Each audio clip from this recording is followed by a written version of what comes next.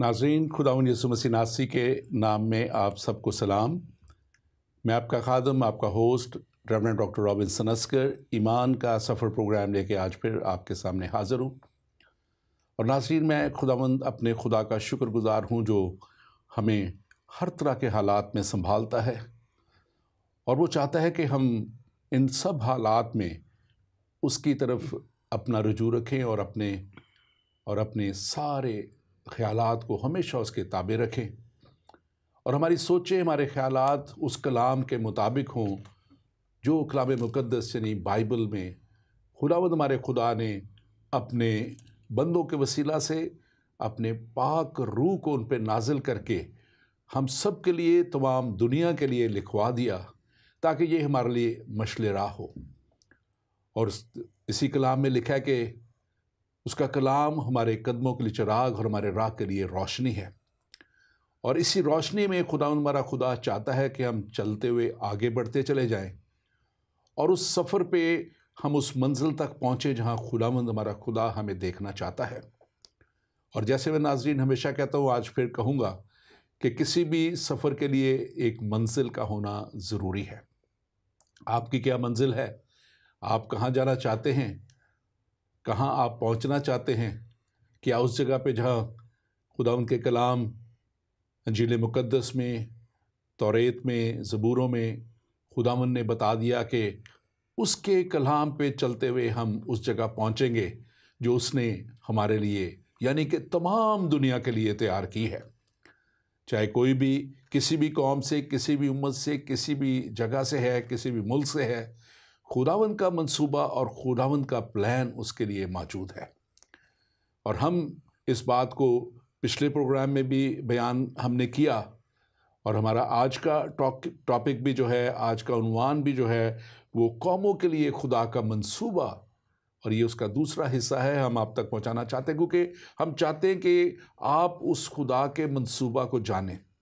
आप चाहे मसीही हैं या किसी और कौम से हैं, खुदा का मंसूबा, खुदा का प्लान आपके लिए है और खुदावंद चाहता है कि आप उस मंसूबे को समझें, उस प्लान को समझें और फिर अपनी राहों को इस्तवार करें ताकि उस राह पे चलें जो हमें उस हमेशा की ज़िंदगी तक ले जाए।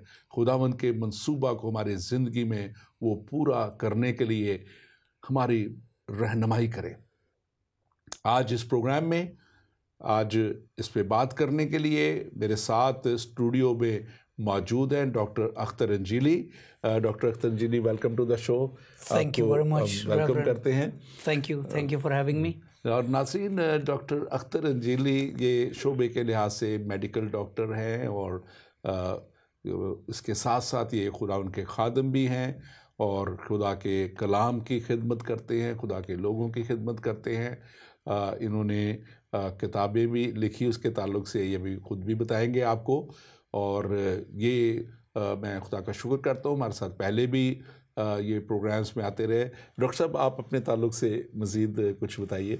जी, thank you very much reverend, आपने पहले ही बहुत कुछ बता दिया है। बस ये है कि मैं मेडिकल डॉक्टर हूँ, खुदा का खादिम हूँ और चर्चेज़ में भी खिदमत करता हूँ। उस हवाले से ये है कि जो भी चर्च मुझे दावत देता है, मैं खुदा का खादम होते हुए वहाँ पर जाता हूँ और खुदावंद का कलाम सुनाता हूँ। किताबों के सिलसिले में आपने कहा है तो एक किताब है मेरी, सूफ़ीज़म एंड जिहाद। वो किताब काफ़ी मकबूल हुई, रिसर्च थी, लंदन स्कूल ऑफ थियोलॉजी में की गई। उसके अलावा आर्टिकल्स वगैरह लिखता रहता हूँ, लेकिन वो सब ज़िमनी चीज़ें हैं। जो मैं अपने आप को डिफ़ाइनिंग चीज़ समझता हूँ वो ये है कि I am Christian, which is also very much visible with my name Injili, doctor Injili. So thank you very much. से Anjili, thank you very much. आपके लिए हम खुदावंद का शुक्र अदा करते हैं। आपकी सारी खिदमत के लिए हम खुदा का शुक्र अदा करते हैं। और आज जब हम बात करेंगे तो मेरा ईमान है कि आप वो सारी कलाम की सच्चाइयों को मेरे साथ मिल के लोगों तक पहुँचाएँगे ताकि लोग जो हैं, हमारा जो मकसद है एक्चुअली ये प्रोग्राम का मकसद, इस टेलीविज़न का मकसद एक ही है कि दुनिया को हम जो इस वक्त शायद वो नहीं समझ पाते खुदा के मंसूबा को, खुदा के प्लान को, खुदा के कलाम को, और जो जहाँ पैदा हो गया वो उसी मज़हब में कायम रहने के लिए उसका दिफा करता रहता है और वो कलाम को नहीं जानता, नहीं समझता। लेकिन मैं पिछले प्रोग्राम में भी ये कहा, और मैं ये आयात, 2 आयात आपके सामने भी आज के अपने नाजरीन के लिए भी पढ़ना चाहूँगा कि खुदा का मंसूबा नाजरीन आप सब के लिए है। आप चाहे किसी भी कौम और किसी भी रंग और किसी भी नस्ल और किसी भी मज़हब से हैं, आपके लिए खुदा का मंसूबा अज़ल से मौजूद है। बाइबल में इसके ताल्लुक़ से लिखा है, और मैं ज़बूर 145 उसकी 9वीं आयत आपके सामने पढ़ना चाहता हूँ। ये हज़रत दाऊद का ये ज़बूर बड़े वाज़ेह तौर पे खुदा के मंसूबा को बयान करता है। यहाँ पे लिखा है कि खुदावंद सब पर मेहरबान है और उसकी रहमत उसकी सारी मखलूक पे है। यानी कि मखलूक सारी उसी की है और उसकी रहमत भी उसकी सारी मखलूक के ऊपर है। सो इस बात को हमें जानना है कि क्या हम उसकी मखलूक होते हुए उसको उस तौर पे जान पाए हैं जो शख्सी हमारा उसके साथ तजर्बे को एक कायम कर सके और शख्सी तौर पे हम जान सकें।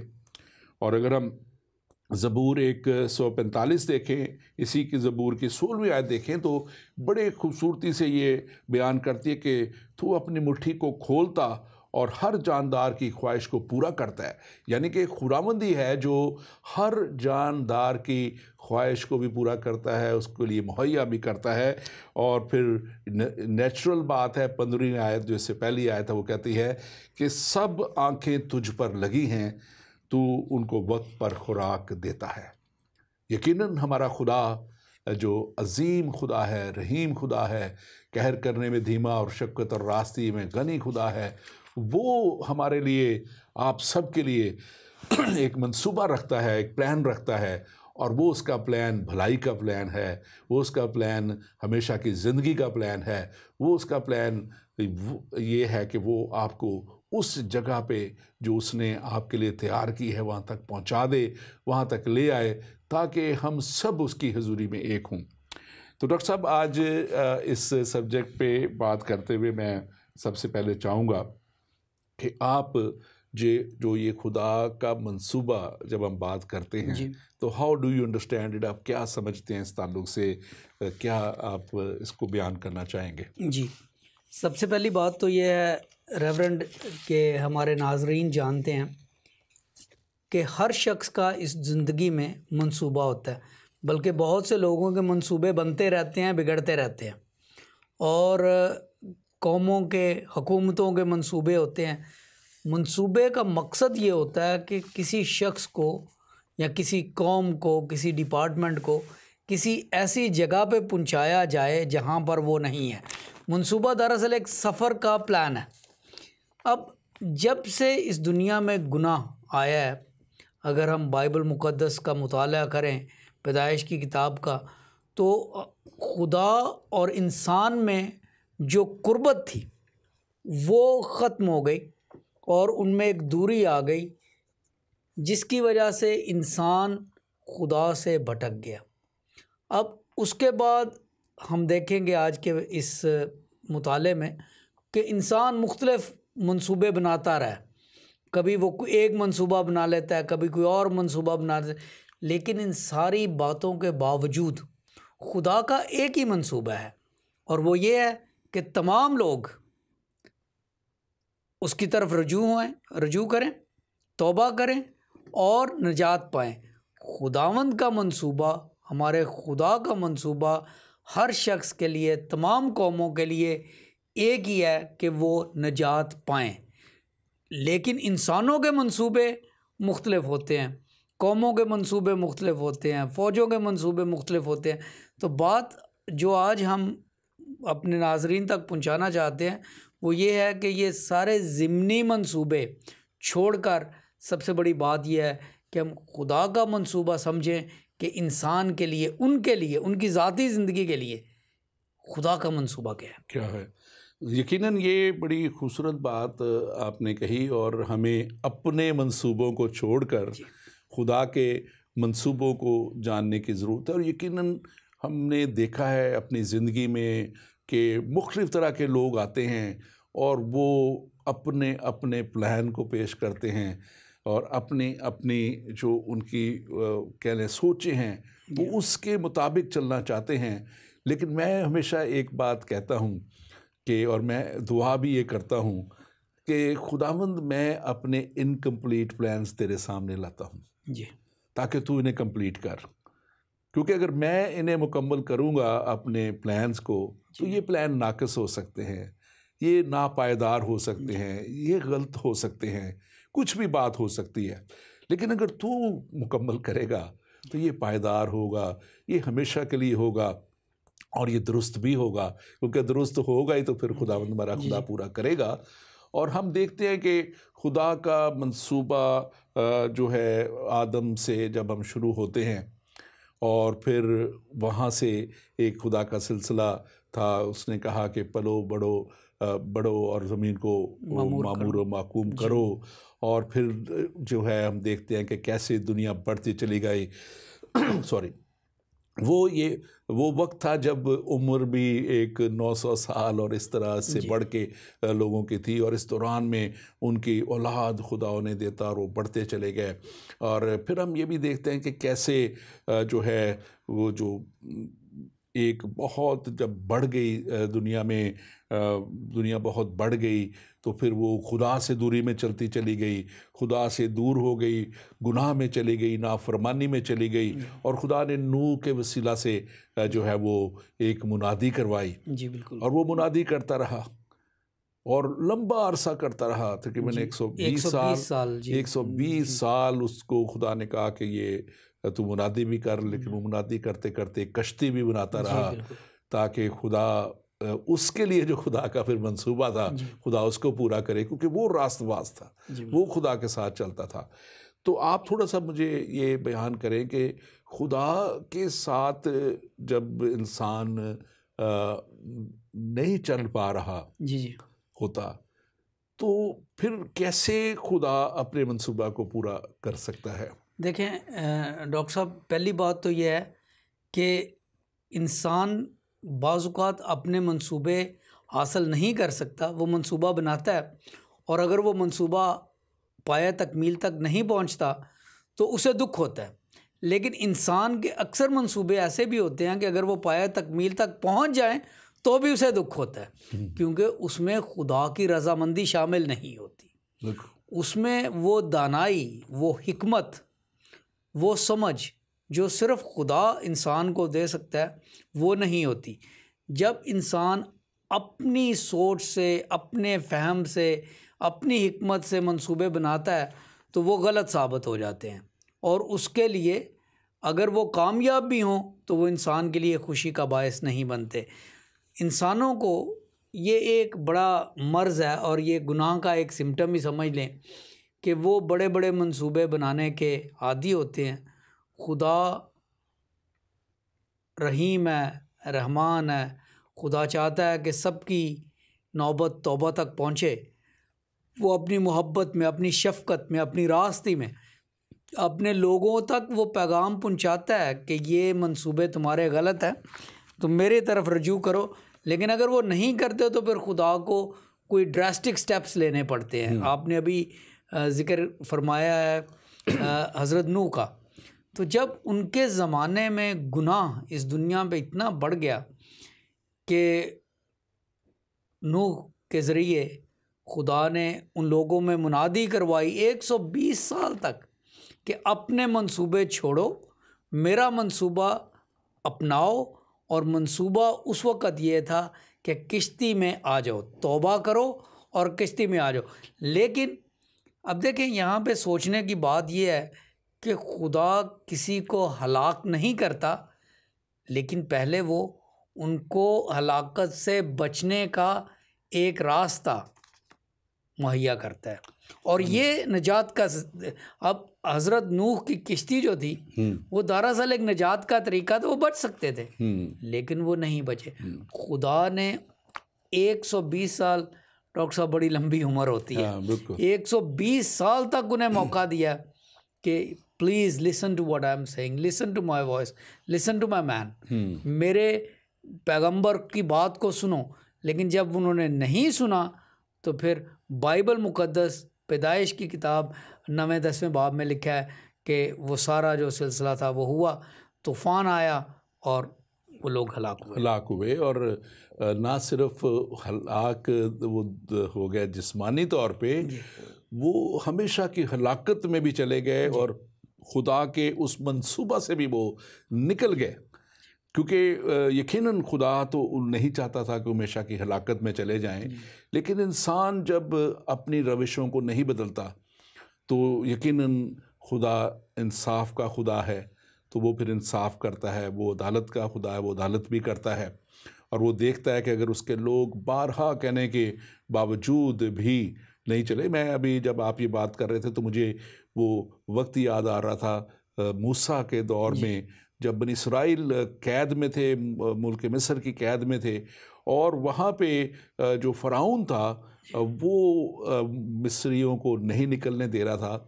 और मूसा जब बार बार उसके पास जा रहा था और बार बार खुदा की कुदरत उसको बयान कर रहा था, दिखा रहा था, बड़े बड़े मुर्जात हो रहे थे, बड़ी बड़ी आफतें आ रही थी, सब कुछ।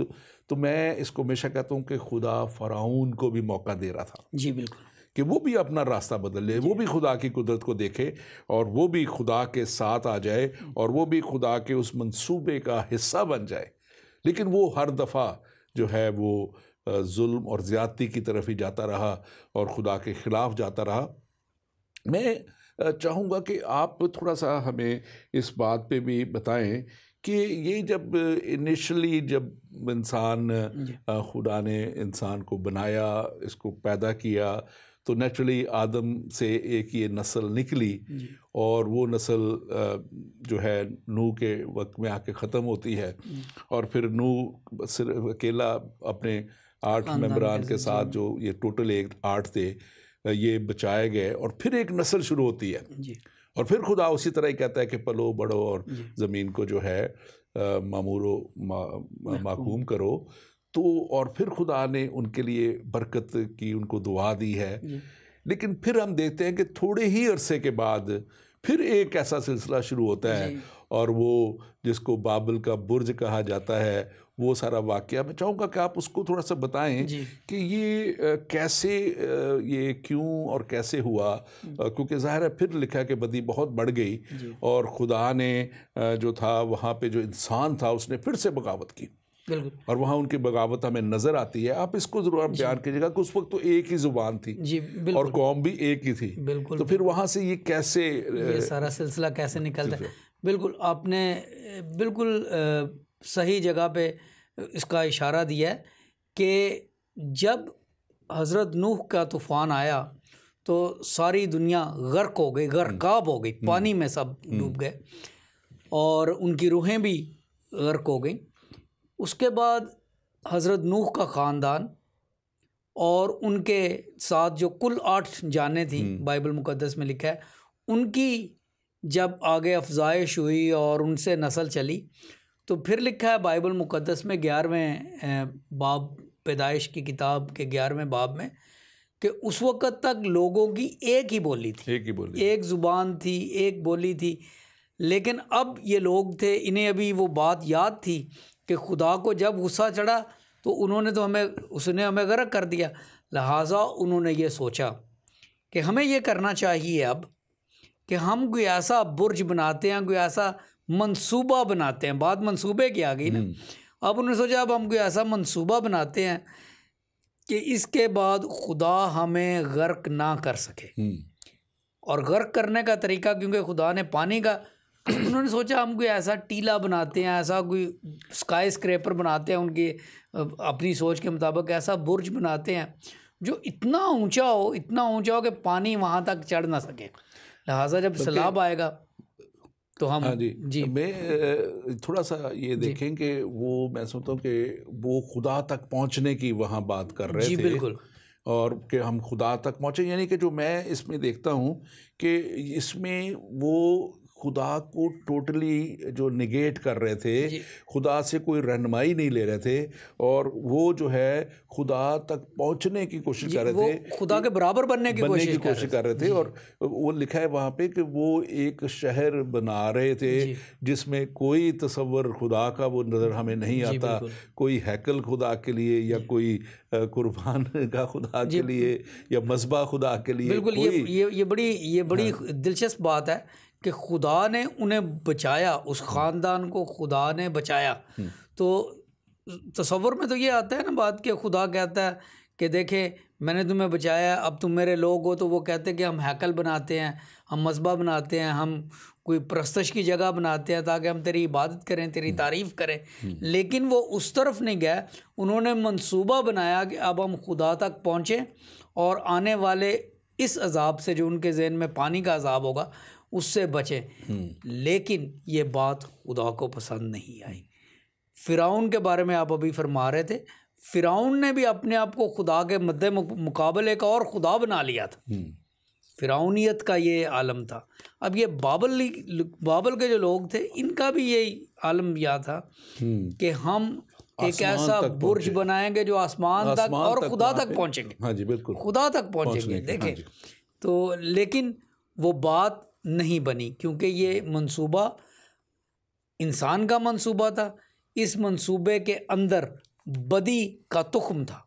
बदी का तुख्म ये था कि हम खुदा की शुक्रगुजारी नहीं करेंगे, हम खुदा तक पहुँचेंगे। We will make ourselves equal with God. बगावत का एक जो है नज़र आता है इसमें, एक मतलब ऐसा इसमें वो काम नज़र आ रहा है जिसमें खुदा नहीं है, खुदा की रहनुमाई नहीं है, खुदा से कोई किसी तरह का भी जो उस वक्त कौमें खुदा से अपने मजहबी रहनुमाओं के वसीला से या जो खुदा के नबी या पैगंबर होते थे उनके वसीला से खुदा से पूछते थे, बात करते थे, और इन्होंने ऐसा कोई करने की बजाय खुदा बनना चाहा, अपने आप को खुदा से भी बड़ा बनाना चाहा।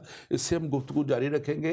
मेरी दरख्वास्त है इस वक्त जो लोग भी ऑनलाइन हमें देख रहे हैं, अगर आप कॉल करना चाहते हैं, अगर आपका कोई सवाल है तो आप ज़रूर हम तक सवाल कीजिएगा। आपके स्क्रीन पे आपके लिए लोकल नंबर्स आ रहे होंगे, व्हाट्सएप नंबर आ रहा होगा, आप कॉल कर सकते हैं हमें और हम कोशिश करेंगे कि आपकी जो है जवाब दें। और मेरी दरख्वास्त एक और भी होगी कि अगर आज के टॉपिक के ताल्लुक से अगर आपका सवाल हो तो हम उसे ज़्यादा अप्रिशिएट करेंगे।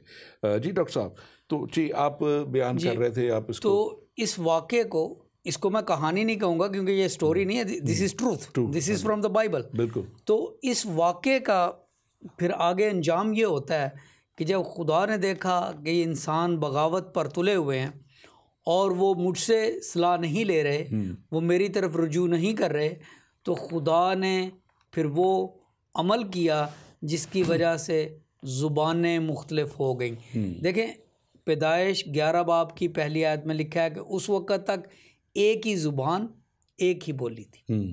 लेकिन जब उन्होंने बाबल का बुर्ज बनाकर अपने आप को खुदा के सामने जक्सटापोज करने की कोशिश की, खुदा के बराबर बनने की कोशिश की ताकि वो आसमान तक बुर्ज को ले जाएं, तो खुदा को ये बात नापसंद आई और लिखा है कि इस वक्त उनकी ज़ुबानों में तफरका पड़ गया। लेकिन ये बात भी मैं यहाँ क्लियर कर दूँ कि वो उस प्लान पे पूरा नहीं कर पाए क्योंकि फिर खुदा ने मुदाखलत की, ना वो पूरा बुर्ज उसको जो शुरू किया था बना सके। लिखा है कि वहाँ पे अगर आप 11वां बाब पैदाइश का 5वीं आयत देखें तो लिखा है कि खुदावंद जो है वो खुद उतरा उस शहर में, और जो शहर बना रहे थे उसको देखने के लिए, और जो बुर्ज बना रहे थे उसे देखने के लिए बना रहे थे, अभी शुरू किया था, उतरा वहाँ पे। और खुदा ने जब ये सब देखा, जो ऐसे आप बयान कर रहे थे कि ये उनके ख़िलाफ़ एक, खुदा के ख़िलाफ़ एक मंसूबा है, तो फिर खुदा ने कहा 7वीं आयत में, सो आओ हम जाकर उनकी ज़बान में इख्तलाफ डालें ताकि वो एक दूसरे की बात को ना समझ सके। ये जो है गो के आज के सब्जेक्ट सब्जेक्ट से ताल्लुक़ नहीं, लेकिन यहाँ पे हमें उन लोगों के लिए मैं सिर्फ बयान करना चाह रहा हूँ जो ट्रिनिटी को नहीं मानते। यहाँ पे एक ट्रिनिटी नज़र आती है, यहाँ पे खुदा कह रहा है आओ हम जी, मैं नहीं यहाँ पे एक ट्रिनिटी का भी हमें एलिमेंट नज़र आता है। और फिर खुदा ने जैसे आप बयान कर रहे थे सिगा जमा मुतकल्लम जिसे कहते हैं ग्रामर में, तो आओ हम, this are plurality in there. हाँ जी, बिल्कुल बिल्कुल। और ये जो है उसके साथ साथ मैं इस बात को भी देख रहा था कि बस खुदा ने उनको लिखा है कि उनको तमाम रुए ज़मीन में परागंदा कर दिया। तो दिस वाज द टाइम जिसका आप बयान कर रहे थे कि वो फिर मुख्तलिफ दुनिया के इलाकों में जगहों पे निकल गए और वहाँ पे हम देखते हैं कि वो कौमों के एक दूसरे जो वहाँ से बुनियाद जैसे आप बयान कर रहे थे। और नवी आयत में बड़े वाज़े तौर पे और भी इसको हम देखें तो लिखा हुआ है, इसलिए उसका नाम बाबल हुआ क्योंकि खुदावन ने वहाँ सारी ज़मीन की ज़ुबान में इख्तलाफ डाला और वहाँ से खुदावन ने उनको तमाम रुए ज़मीन पर परागंदा कर दिया। तो ये थोड़ा सा आप हमें ज़रूर बताएं कि अब ये परागंदा हो गए, मुख्तलिफ चले गए, जगहों पे चले गए, कैसे अब हम जो है हम इन तक पहुंचने के लिए हमें खुदाबंद यसू ने कहा था हम उस पर भी जाएंगे इरशाद आज़म के वसीला से।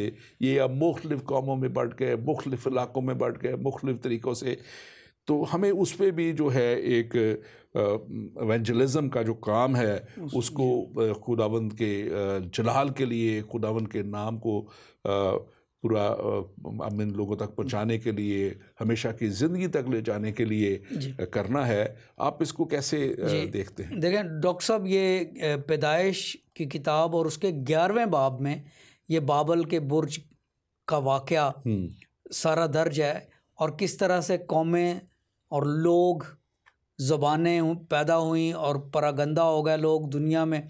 और ये ज़ाहिर है ये लोग जो वहाँ से निकले वो मुख्तलिफ़ कौमें बनी, हित्ती, अमूरी, कनानी वगैरह वगैरह सारी कौमें थी। लेकिन जब ये कौमें बनी तो खुदा ने इनको भुलाया नहीं और खुदा ने फिर भी अपना मंसूबा उन कौमों की ज़िंदगी में पूरा करने के लिए एक आदमी को चुना, एक बुज़ुर्ग हस्ती को चुना और उसे कहा कि तू बाबल के कसदियों के ऊर में से निकला। और ये थे इब्राहिम जो कौमों का बाप बना और जिससे फिर आगे मज़ाहिब भी निकलते हैं, नजात का मंसूबा भी निकलता है। तो कहने का मकसद ये है कि पैदाइश 11वें बाब में हम देखते हैं कि खुदा इन लोगों से बड़ा नाराज़ होता है और ये लोग बट जाते हैं कौमों में, कबीलों में, ज़ुबानों में, मुख्तलिफ़ बोलियों में, और ये पूरी दुनिया में परागंदा हो जाते हैं। लेकिन नेक्स्ट बाब में, उससे अगले बाब में, 12वें बाब में हमें खुदा का मंसूबा नज़र आ रहा है उनके लिए। फिर वहाँ पे इब्राहिम को कसदियों के ऊर से बुलाया गया ताकि उसको बरकत दी जाए, ताकि उसके वसीले से वो नजात दहिंदा आए जो इन परागंदा शुदा कौमों को फिर से खुदावंद के मंसूबे में लेकर आए। और ये है खुदा के मंसूबे का एक ओवरऑल आर्चिंग प्लान। खुदा ने कभी भी इंसान को उसके अपने हाल पर नहीं छोड़ा। God has never left humanity to his own will. वो देखिए, अगर हम इंसानों को उनके अपने हाल पे छोड़ दें तो उनके मंसूबे तो जो हैं वो आपको पता है, मुझे भी पता है, उनको हमेशा की हलाकत में ही लेके जाएंगे क्योंकि वो बड़े वाज़े तौर पे कलाम में लिखा है कि ऐसी राहें भी हैं जो इंसान को सीधी नजर आती हैं लेकिन उनकी तह में हलाकत है। तो वो इंसान तो क्योंकि दुनिया की नज़र से देखता है, दुनियावी नज़र से देखता है, अपनी हमेशा बुर्ज बनाने के चक्कर में रहता है। तो ये तो ऐसे, लेकिन मैं समझता हूँ कि खुदा का मंसूबा, आपने इब्राहिम की बात की, मैं बात क्योंकि वक्त हमारे पास थोड़ा होता है इसमें हमने, लेकिन मैं समझता हूँ कि वो जो खुदा का मंसूबा यीशु मसीह के वसीला से खुदा ने फिर इन कौमों को हमेशा की ज़िंदगी में लाने के लिए, हमेशा की हलाकत से बचाने के लिए, गुनाह से बचाने के लिए और उनके सारे गुनाहों को माफ़ करके एक नए तौर पे, एक नई स्लेट के साथ आगे बढ़ने के लिए यीशु मसीह को भेजा। यीशु मसीह का आना, तसलसल इब्राहिम, इसहाक, याकूब, वो आगे आगे हम वो सारा अगर हम सिलसिला देखें तो वो खुदावंद यीशु मसीह तक आता है। और वो सारी 300 से ज़ायद पेशिन गोइयाँ जो पुराने अहदनामे में की गई वो सब खुदावंद यीशु मसीह पर पूरी होती हैं और वो निजात दहिंदा बन के आता है। इब्राहिम का जिक्र करने का मकसद ये था कि बाबल के बाद खुदा ने लोगों को छोड़ा नहीं बल्कि एक ऐसा वसीला तैयार कर दिया जिससे खुदावंद यीशु मसीह आएंगे। बड़े अच्छे तरीके से, बल्कि उसके दरमियान में जो आपने नबियों का नाम लिया, बहुत से अंबिया और ख़ास तौर पे 5 मेजर प्रॉफिट, 5 माइनर उनकी खिदमत के वो से है, बड़े छोटे का वो वैसा नहीं है, उनके दौर खिदमत के ताल्लुक़ से। और वो खुदा ने नबियों को भेजा, नबियों के वसीला से खुदा ने बात की, नबियों के वसीला से खुदा ने, मुख्तलिफ नबियों के वसीला से खुदा ने जो है वो इंसान को फिर उसकी रविशों से वापस लाना चाहा। लेकिन कलाम में बताता है कि फिर उसने आखिर में अपने बेटे यीशु को भेजा। और ये प्लान भी हमें यूहन्ना की इंजील में बड़ा वाज़े तौर पे नज़र आता है कि यूहन्ना 3:16 में, क्योंकि खुदा ने दुनिया से ऐसी मोहब्बत रखी कि उसने अपना इकलौता बेटा बख्श दिया ताकि जो कोई उस पर ईमान लाए हलाक ना हो बल्कि हमेशा की ज़िंदगी पाए। तो ये हमें प्लान ऑफ गॉड नज़र आता है। और फिर यीशु मसीह का आ जाना और उसका इस दुनिया में अपने आप को जाहिर करना और फिर खुदा की कुदरत को अपने अंदर से दिखाना। और सबसे बड़ी खूबी खुदा की कुदरत की मोहब्बत और मुआफ़ी को उसने दिखाया लोगों के साथ, उनकी बीमारियों को, दुखों को, तकलीफ़ों को हमेशा वो दूर करता रहा। और फिर सलीब पे जब वो चढ़ा तो वो उसको जो जुल्म करने वाले थे, उस पर जो सलीब तक पहुंचाने वाले थे, उसमें खुदा की माफ़ी उसने उन तक भी पहुंचाई, उनको भी दिखाई। लिखा कि ए बाप इन्हें माफ़ कर कि ये नहीं जानते। और फिर मैं चाहूँगा आप इस पर बात करें। यीशु मसीह ने जाने से पहले, सलीब पे चढ़ जाने के बाद, कब्र में 3 दिन रहने के बाद और जी उठने के बाद उन्होंने उन 40 दिनों में जो वो ज़मीन पे रहे, उन्होंने एक बहुत बड़ा हुक्म दिया। बिल्कुल। देखें, बाज़ लोग जो बाइबल मुक़द्दस का मुतालिया खुदा की रूह में रह कर नहीं करते और जो मसीहियत पर सिर्फ़ एतराज़ करने की खातिर बाइबल मुक़द्दस को पढ़ना चाहते हैं, वो बाइबल मुक़द्दस से कुछ ऐसे हवाले निकाल लेते हैं जिसमें लिखा हुआ है कि मुझे सिर्फ़ बनी इसराइल की खोई हुई भेड़ों तक भेजा गया। वो कहते हैं इसलिए खुदावंद यीशु मसीह सिर्फ़ यहूदियों के लिए भेजे गए थे।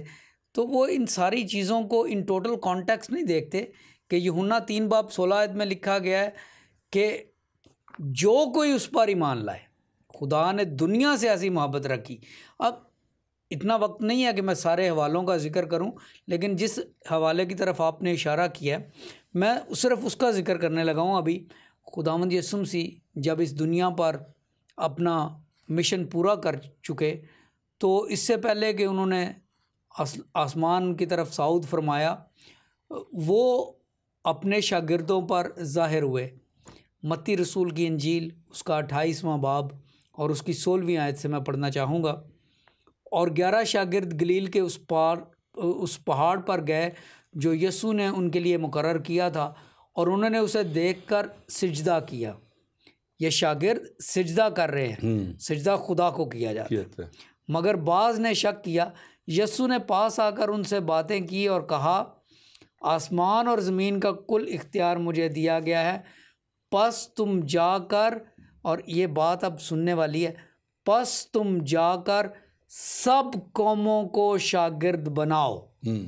बेशक खुदावंद यीशु मसीह की फ़िज़िकल प्रेजेंस बनी इसराइल के लिए थी, लेकिन उनका पैगाम, उनका मिशन, उनकी निजात का हल्का सब कौमों के लिए है। इसलिए लिखा है, पस तुम जाकर सब कौमों को शागिर्द बनाओ और उनको बाप और बेटे और रूह कुद्दस के नाम से बपतिस्मा दो। बाज़ लोग कहते हैं ट्रिनिटी बाइबल मुक़द्दस में नहीं है। बिल्कुल वाज़े लिखा हुआ है, बाप और बेटे और रूह कुद्दस के नाम से बपतिस्मा दो। और उनको ये तालीम दो कि उन सब बातों पर अमल करें जिनका मैंने तुमको हुक्म दिया है, और देखो मैं दुनिया के आखिर तक हमेशा तुम्हारे साथ। और ये बातें खुदावंद यीशु मसीह की बड़ी वाज़ेह हैं, बड़ी क्लियर हैं। और अब जो इरशाद आज़म है आपने जिसको पढ़ भी दिया, और वो हम देखते हैं कि ये, लेकिन इस दफ़ा हम ये देखते हैं कि यीशु मसीह ने जो कलीसिया को जो है वो दिया है, इख्तियार दे के भेजा है, एक अथॉरिटी दे के भेजा है, एक पावर दे के भेजा है उन्होंने कि वो कौन सी पावर थी? खुदा के पाक रूह की, खुदा के पाक रूह की। और उन्होंने कहा कि जब तक, उमाल पहला बाप उसके 8वीं आयत में हम देखते हैं कि जब तक तुम्हें कुव्वत का लिबास ना मिले तुम ठहरे रहना, यरूशलेम में ही रहना, यरूशलेम में रहना, ठहरे रहना। और वो कुव्वत का लिबास पाक रूह का मिलना था। पाक रूह का मिल जाना जो था वो इस बात की निशानी थी कि वो अब खुदा की कुव्वत से भर के, और जब भी खुदा की कुव्वत से लोग भर के निकलते हैं, ये मैं समझता हूँ कि बड़ी दिलचस्प बात है कि फिर हमें ठहरना नहीं है। वहाँ पे लिखा है कि जब तक कुव्वत का लिबास ना मेरे ठहरे रहो, जब मिल जाए तो फिर नहीं ठहरना, फिर निकलना है। और फिर ये हम अगर इसको देखें तो बड़े वाज़े तौर पे बाइबल मुक़द्दस बयान करती है कि पाक रूह की जो है इरशाद आज़म की तकमील करने के लिए यीशु मसीह ने, खुदा ने एम्पावर किया लोगों को, बिल्कुल उनको अपनी कुव्वत से भरा। आप इसके ताल्लुक से क्या कहते हैं? देखें, हम जानते हैं बाइबल मुक़द्दस में मरकूम है, तारीख़ी किताबों में मरकूम है कि खुदावंद यीशु मसीह के शागिर्द कोई बड़े पढ़े लिखे और बड़े कोई PhD किस्म के लोग नहीं थे, आम लोग थे। वो मछलियाँ पकड़ने वाले थे, मसूल हासिल करने वाले थे, इस तरह से ज़िंदगी के आम शोबों से उनका ताल्लुक़ था। लेकिन जब यरूशलेम में पेंतिकोस्त के दिन जब उनको रूहुल कुद्दस का लिबास मिला और उन्होंने कलाम किया, पतरस की वहाँ पे स्पीच लिखी हुई है माल की किताब में पूरी, तो लिखा है कि उसके बाद, जैसे आपने फरमाया है कि वो ठहरने वाली बात नहीं थी, वो वहाँ से निकले और चंद ही सालों में, चंद सदियों की बात नहीं, चंद दहाइयों की बात नहीं, चंद ही सालों में मसीहियत का पैगाम पूरी दुनिया में फैला दिया उन्होंने। और ये काम उसी वक्त हो सकता था जब उनका इख्तियार इलाही इख्तियार था। यहाँ तक कि हिंदुस्तान में, हमारे अपने मुल्क में, इंडिया पाकिस्तान में, इंडो पाक उस वक्त सब इकट्ठा था, तुमा रसूल, हाँ जी बिल्कुल, खुदावंद का पैगाम लेकर पहुँचे, टेक्सला से जो सलीब मिली है, बड़ी लंबी तारीखी बातें हैं। लेकिन कहने का मकसद ये है कि खुदावंद का मकसद जो आपने अभी आज बयान किया कि मंसूबा, खुदा का जो मंसूबा था कि लोगों को निजात तक लाएं, लोग नहीं आना चाहते थे, लेकिन जब खुदावंद यीशु मसीह को भेजा गया तो उन्होंने अपने शागिर्दों को ये इख्तियार दिया। जिन बाइबल मुक़द्दस में से जो लोग ऐसी आयत निकाल लेते हैं कि मुझे सिर्फ बनी इस्राइल के लिए भेजा गया, उनको ये आयत क्यों नज़र नहीं आती? नहीं, और इसमें देखें कि हम ये बात एक तो ख़ास तौर पे जानने वाली है कि उन्होंने उन कौमों की दिलों की सख्तियों के वजह से उन्होंने उन कौमों को ना कबूल करने के लिए और शैतान के उस इरादे को पूरा करने के लिए कि खुदा का कलाम ना फैले, उन्होंने तो इनको बुरी तरह ट्रीट किया। प्राइस उन्होंने बड़ी पे की उन्होंने। लेकिन लिखा है कि हर एक शख्स के ताल्लुक, जितने भी मसीह के शागिर्द थे, लिखा है कि उन्होंने बड़ी कुव्वत से भरी मुनादी की। जो मत्ती के ताल्लुक से वो तलवार से कत्ल किए गए इथोपिया में। अब वो देखें, वो इथोपिया गए हैं। अगर मरकज़ के ताल्लुक से देखें तो उनको मिस्र में घोड़ों के साथ बांध के पहले जो है बांधा गया, और उस वक्त तक जब तक घसीटते रहे जब तक कि वो शहीद ना हो गए।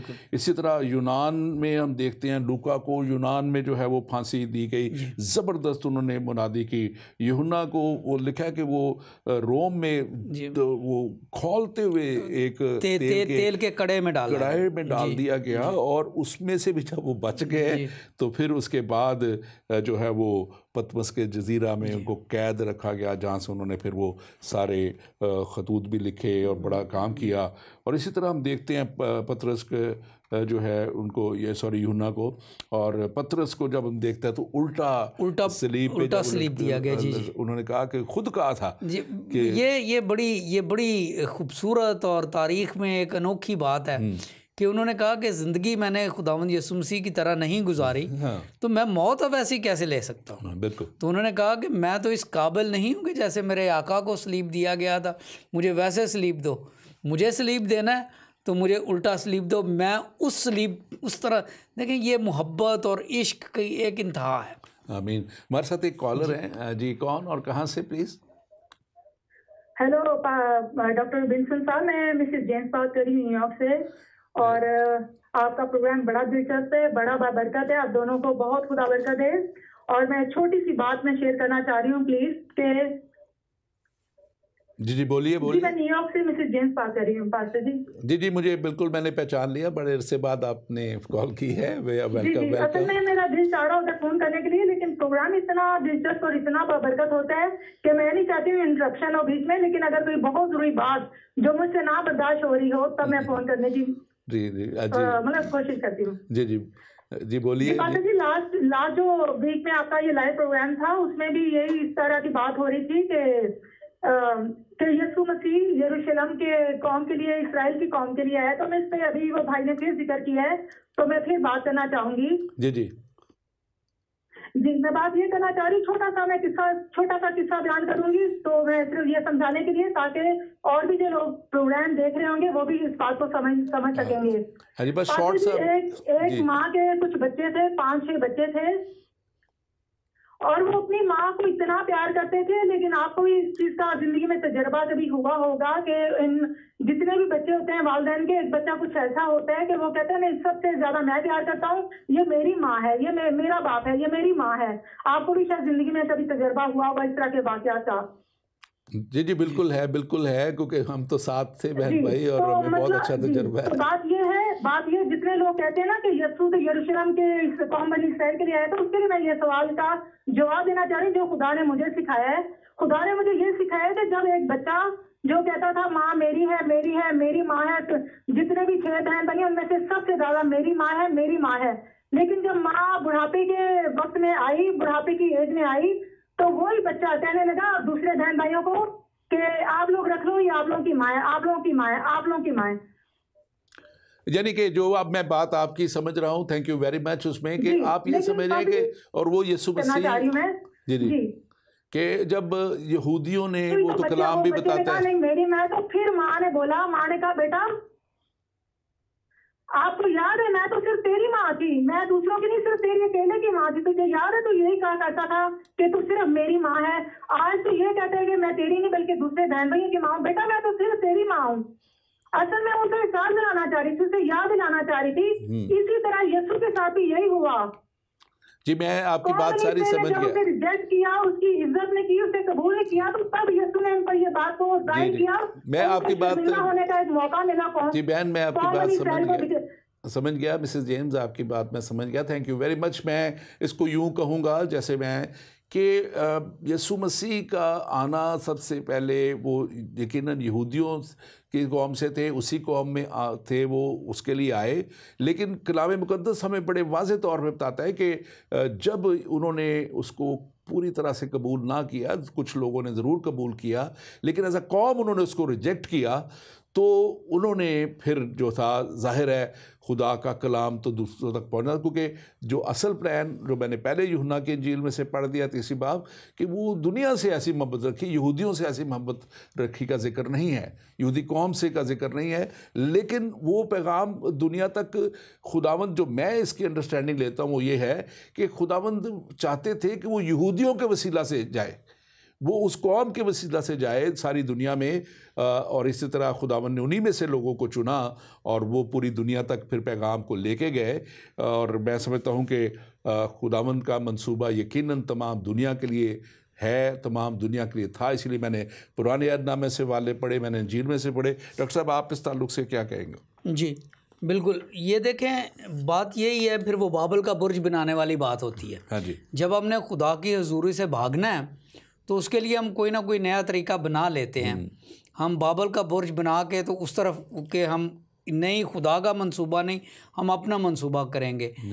तो जहाँ तक खुदावंद यीशु मसीह की ज़िंदगी, उनकी मिनिस्ट्री का ताल्लुक़ है, जहाँ तक उनकी कुर्बानी का ताल्लुक़ है, देखें बहुत से लोग कहते हैं, हमारे मुसलमान भाई भी कहते हैं जी हम तौरात, ज़बूर और इंजील पर ईमान रखते हैं।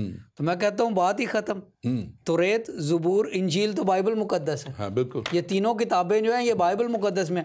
और अगर आप बाइबल मुक़द्दस पर यकीन रखते हैं, इन तीनों चीज़ों पर यकीन रखते हैं, तौरात पर, ज़बूर पर, इंजील पर, तो फिर कोई सवाल नहीं बचता कि Jesus Christ came for the entire humanity. बिल्कुल, इंटायर ह्यूमैनिटी। और जो मैं आगे आपको बता भी रहा था, ये मैंने इसीलिए आज ये लिख अपने पास ये लाया भी था कि उनके शागिर्दों ने सिर्फ वहाँ रह के मुनादी नहीं की, मैंने कितने शहर कितने मुल्क बता दिए। और अगर आगे आप देखें कि जो इसमें हम देखते हैं याकूब जो हैं उनको वो हैगल के चबूतरे से गिरा के उनको शहीद किया गया। फिर जब्दी का बेटा याकूब जो है वो यरूशलेम में उसका सर कलम कर दिया गया।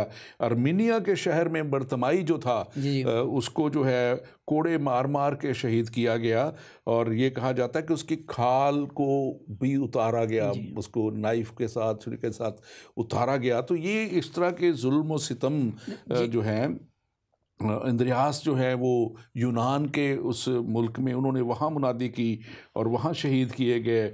तुमा इंडिया में जिसका ताल्लुक मलिबार में उनको नेज़ा मार के उनको कत्ल किया गया, शहीद किया गया। यहूदा को तीरों के साथ जो है वो शहीद किया गया। मतिया को जो वो है वो संसार किया गया, फिर उसका सर कलम किया गया। तो इस तरह, और फिर आखिर में हम पालूस, क्योंकि वो भी रसूलों में से हैं, और बहुत सी अज़ियतें जो है नीरो बादशाह के वक्त में नीरो बादशाह ने बल्कि उनके ऊपर की और उनको जो है उनका सर कलम किया। तो ये तो प्राइस तो उन्होंने की, लेकिन फैले वो पूरी दुनिया में, जो हमारा असल मसला है। बिल्कुल, ये दो चीज़ें हैं। पहली तो बात ये है कि खुदावंद यीशु मसीह के आसमान पर साउद कर जाने के बाद यरूशलेम में जब इन लोगों पर रूल कुदस नाज़िल हुआ पेंतिकोस्त के रोज़, तो इनमें इतनी ताकत आ गई कि ये बुनियादी तौर पर आम लोग थे यरूशलेम के, यहूदिया के, मछलियाँ पकड़ने वाले थे और तरखान थे और इस तरह के आम लोग, तो इतनी कुव्वत से भर गए कि चंद सालों में ये पूरी दुनिया में फैल गए। इंडिया में, साउथ इंडिया में आज भी थॉमसाइड क्रिश्चियंस हैं जिनकी तारीख जो है वो तुमा रसूल तक जाती है, तुमाई मसीही अपने आप को कहते हैं वो। दूसरी बात यह है कि ये अमल कि 1, 10, 11, 12 लोगों का ग्रो किस तरीके से पूरी दुनिया पे अपना ईमान लेकर, अपना फ़लसफ़ा लेकर, अपना नज़रिया लेकर फैल गए, this is something that beggars an explanation. ये कैसे हो गया, पहली बात। दूसरी बात यह है कि जो लोग इस बात पे इतराज़ करते हैं कि जी ये सारा जो था ये गलत था, ये था, वो था, तो आप इन 12 लोगों को जिन्होंने अपनी जानें दी, स्वाय यूहन्ना रसूल के बाकी सब शहीद हुए, तो ये 11 लोग और फिर पौलुस रसूल को मिला लें तो 12 लोग बनते हैं।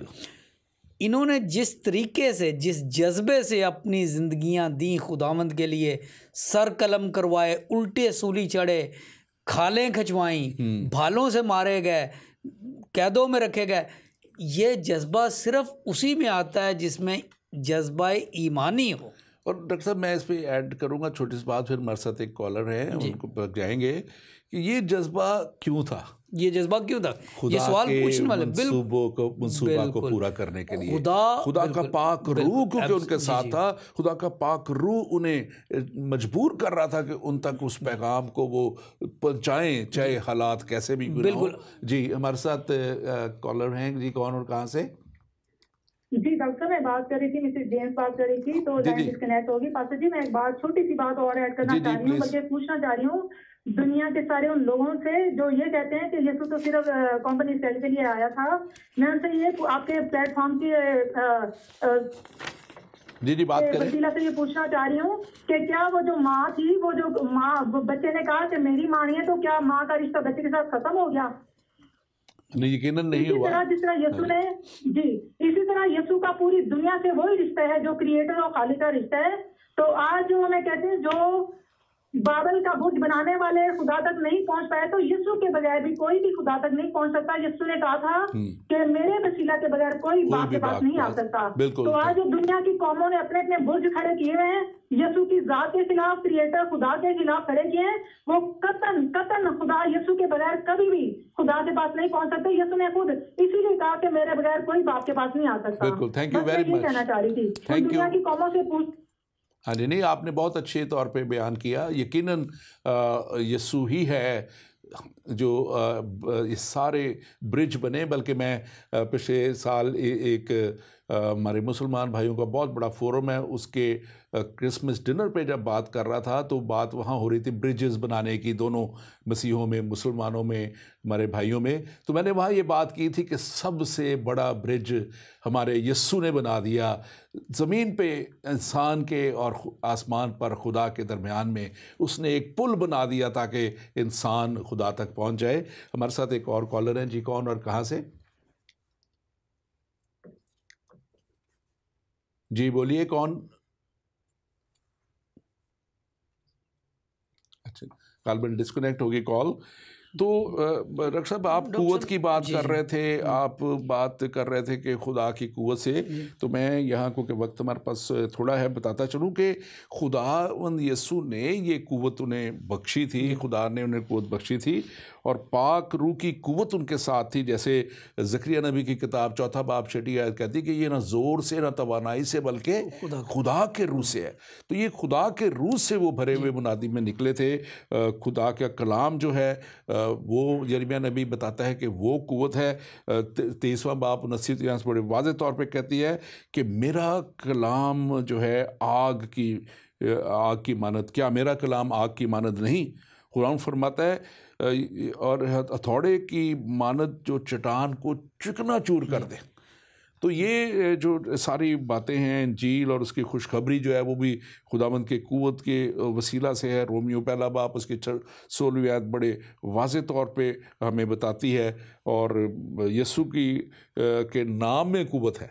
यीशु के नाम में आज भी बड़े बड़े मोज़ात होते हैं। यीशु के नाम में आज भी, वो जब जन्म के लंगड़े को यीशु के शागिर्दों ने शिफा दी थी तो उन्होंने क्या कहा था कि यीशु के नाम में शिफा पा। तो यीशु के नाम में शिफा है। और आखिरी बात मैं इस ताल्लुक से करना चाहता हूँ कि यीशु के खून में जो है वो कुव्वत है। और यीशु का खून मुकाशवा 12 बाब उसकी 11वीं आयत में लिखा है, और बर्रे के खून और अपनी गवाही के सबब से वो गालिब आए। बर्रे के खून और अपनी गवाही के सबब से। तो सबसे पहले मैं समझता हूँ कि अपने उन भाइयों के लिए जो कुव्वत से मुनादी करना चाहते हैं खुदा के, कि अपनी गवाही से हमें और फिर बर्रे के लहू को अपने साथ ऊपर लेते हुए पाक रूह की कुव्वत में आगे बढ़ना है। आप कुछ कहना चाह रहे हैं? मैं सिर्फ ये अर्ज़ करने की कोशिश कर रहा था डॉक्टर साहब के जब बाबल का बुर्ज बनाया लोगों ने तो उनकी ज़बानें मुख्तलिफ हो गई, वो एक दूसरे की बात नहीं समझ सकते। पेंतीकोस्त को जब यरूशलेम में शागिर्द इकट्ठे थे तो पाक रूह उतरा। तो बाइबल मुकद्दस में इसका बिल्कुल अपोजिट लिखा है कि वहाँ पे पतरस जब बोल रहा था तो वहाँ पे बहुत सी कौमों के लोग थे, सब कौमें थी, और वो अपनी ज़ुबान में बोल रहा था और सबको अपनी अपनी ज़ुबान में समझ आ रही थी। अब देखें, ये खुदा का मंसूबा है। जब हम खुदा के मंसूबे के मुताबिक चलते हैं तो हमें एक दूसरे की बात की समझ आती है। जब हम अपना अपना बाइबल बनाते हैं तो फिर बात नहीं समझ में आती। और बाइबल मुकद्दस और मसीहियत का ये बड़ा कमाल है कि बाइबल मुकद्दस दुनिया की सबसे वो बड़ी किताब है जिसका सबसे ज़्यादा ज़ुबानों में तर्जमा हुआ है। 670 ज़ुबानों में तर्जमा हुआ है कंप्लीट बाइबल का। और उसके अलावा फिर एक और 1500 से ज़ायद ज़ुबानों में 1521 इंजील को है 1521 ज़ुबानों में इसका तर्जमा हुआ है। और गालबन 1100 जो हैं 1121 में न्यू टेस्टामेंट्स के पोर्शंस जो साम्स के हिस्से हैं, दूसरे ज़बूर के। ये बड़ी खूबसूरत बात है। वक्त पर पास थोड़ा मैं चाहूँगा आप हमें व्यूअर्स के लिए बताएं कि कैसे किन तरीक़ों से मसीही तमाम दुनिया और कौमों में इब्राहिम की बरकतों को दिला सकते हैं। देखें, सबसे बड़ी बात तो ये है कि इब्राहिम से वादा किया गया था डॉक्टर साहब बाइबल मुकद्दस के मुताबिक कि कौमें तेरे वसीले से बरकत पाएंगी, और सबसे बड़ी बरकत जो इब्राहिम के वसीले से आई वो खुदावंद यीशु मसीह थे। आमीन आमीन। मैं आपसे कंटिन्यू रखता हूँ, हमारे साथ कॉलर हैं, पहले कॉल इनकी ड्रॉप हो गई। जी कॉलर कहाँ से प्लीज़?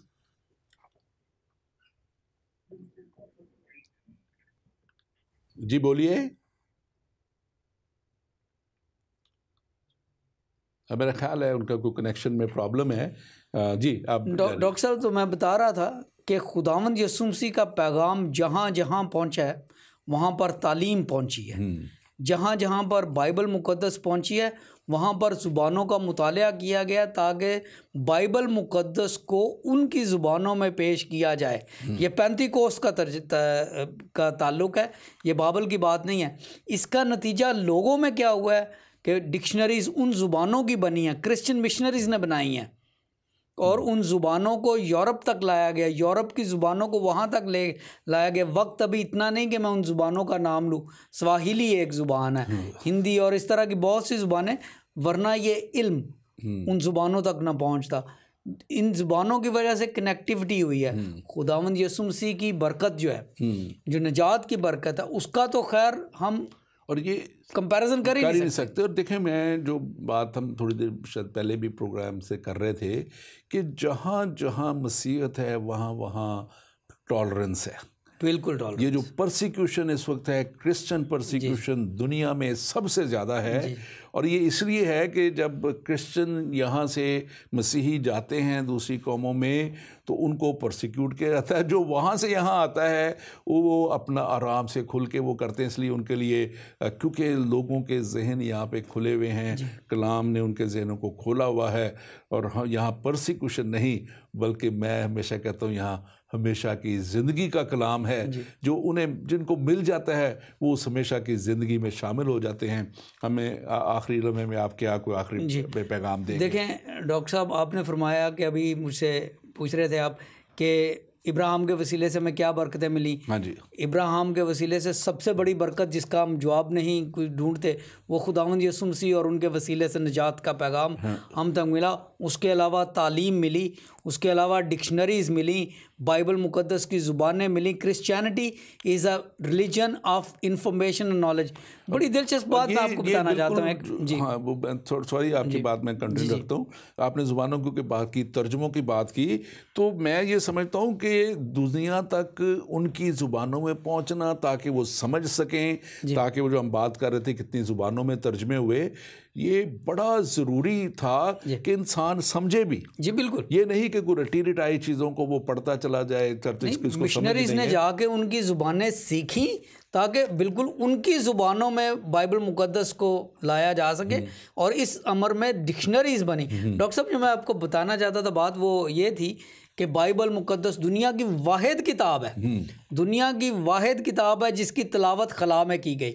बहुत से कम लोगों को पता है। 1968 में अपोलो 8 में और पैदाइश की किताब और उसके पहले बाब की 10 आयात 3 एस्ट्रोनॉट्स ने क्रिसमस की नाइट को 24 दिसंबर 1968 नासा ने ये फाइल अब यूट्यूब पे डाल दी है। Anybody can put in their Bible read in space.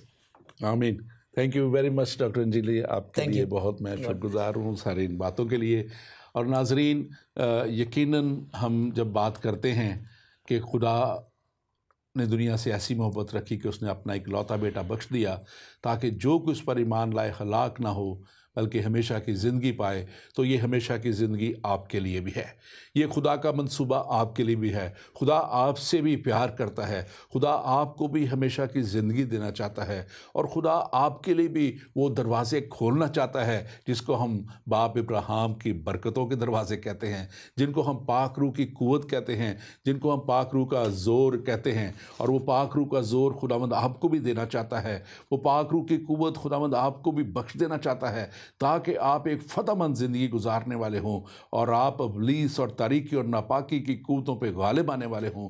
और खुदावंद चाहता है कि आप देखें कि आप किस तरफ चल रहे हैं। आज अगर आपका रुख ठीक नहीं तो ये कलाम आपके लिए मशवरा है, इसके ऊपर चलें और आप देखेंगे कि खुदावंद आपको बड़ी बरकत मिलेगा।